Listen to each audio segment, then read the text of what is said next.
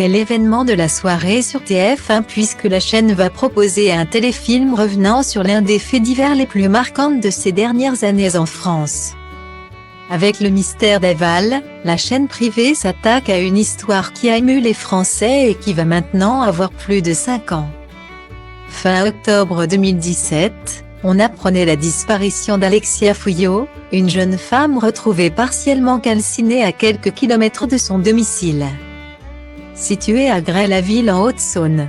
Alors qu'il était dans un premier temps mis hors de soupçon par les enquêteurs. Son mari s'avère finalement coupable du meurtre.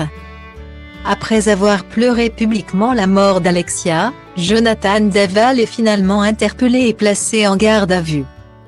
Si dans un premier temps il nie les faits, il va finir par avouer le meurtre de sa femme. Quelques mois plus tard, aujourd'hui en prison, l'homme de 38 ans purge une peine de 25 ans de réclusion criminelle. Sans période de sûreté supplémentaire. Dans cette bien triste histoire, le couple possédait également une maison et pendant longtemps.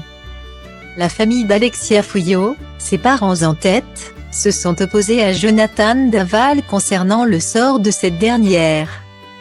Ce dernier contestait à la demande de la famille de sa femme, qui souhaitait récupérer l'intégralité du bien. Lui voulait en obtenir 50%, mais la justice a fini par trancher en juin dernier. Donnant raison aux parents d'Alexia.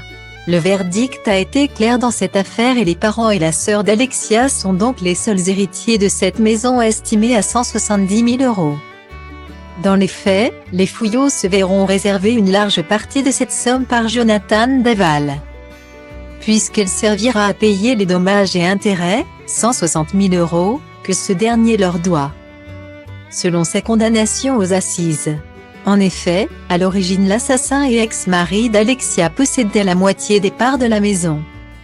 Avant de recevoir l'autre moitié après la mort de son épouse, mais ce n'est désormais plus le cas.